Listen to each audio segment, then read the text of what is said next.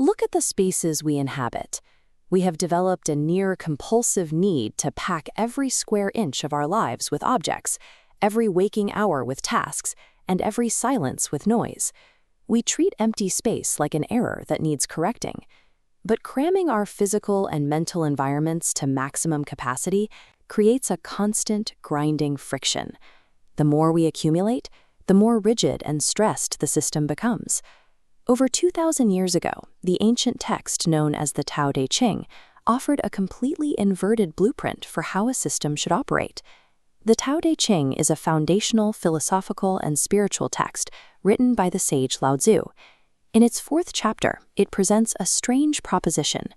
True utility comes not from adding more, but from preserving the empty space. Because we're conditioned to view a void as a terrifying deficit, we miss its structural power. We fail to realize that emptiness is the very thing that makes movement, growth, and function possible. The text describes the Tao, the underlying natural order of the universe, as a primordial void. But this is not a dead, barren vacuum. It is an emptiness that possesses an inexhaustible capacity to be used. This animated diagram of a simple bowl demonstrates the mechanics perfectly. You can sculpt clay into solid walls, but the actual usefulness of the bowl relies entirely on the internal void it encloses. Without the negative space in the center, you just have a solid lump of dirt. That exact same principle of functional negative space dictates the structure of the cosmos. Empty space is what allows planets to orbit, light to travel, and matter to interact. When humans encounter problems, our immediate reaction is to exert force, to push, build, or shout louder. The Taoist method is the exact opposite. It solves problems by holding open a space large enough for the issue to resolve itself. It is the unformed, empty regions of our reality that offer infinite utility, precisely because they are completely open to receiving whatever is placed inside them. How exactly does a completely invisible, inactive void physically interact with a tangible, chaotic world? Chapter 4 outlines 4 specific mechanical functions. The first is its ability to blunt sharpness. By maintaining a vast, yielding openness, the void erodes away highly concentrated points of aggression. It wears down the sharpest edges simply by refusing to provide a hard surface for them to strike against. Applied to human psychology, this is the dulling of rigid dogma and outsized ego. When you stop fighting to be right, the sharp edges of your own defensive posturing begin to smooth out. This brings us to the operational concept of Wu Wei. Wu Wei translates roughly to non-action or effortless action. It is the practice of engaging with complex situations by doing exactly what is required and nothing more, entirely avoiding forced effort. Through Wu Wei, the void performs its second function, untangling knots. When you stop pulling aggressively on the threads of a problem, the system gets the slack it needs to relax and naturally release tension. Control is achieved not by injecting new energy into a conflict, but by acting as an absolute shock absorber. The tension dissipates because it has nowhere to anchor itself.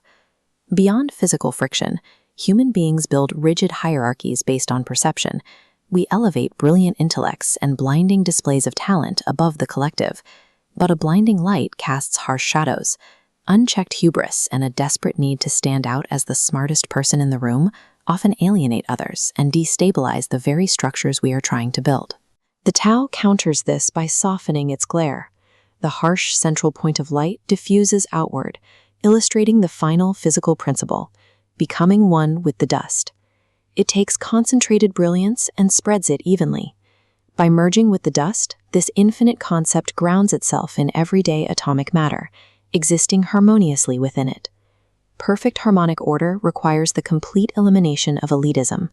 In a truly balanced system, no single element is artificially elevated above the rest, and absolutely nothing is discarded. If this perfectly balanced, deeply integrated system governs the dust of our daily lives, we have to trace it backward and ask where the system itself came from. Throughout history, human origin narratives have almost universally relied on a distinct starting point. We look for a conscious creator, an architect, or a divine emperor to strike a match and ignite existence. Yet Chapter 4 presents a massive theological paradox. The text describes the Tao as a hidden, bottomless force, an ocean so deep it precedes the very concept of a divine creator. The void was already there, holding the space before the first spark of creation. Because this emptiness was never born, it can never die.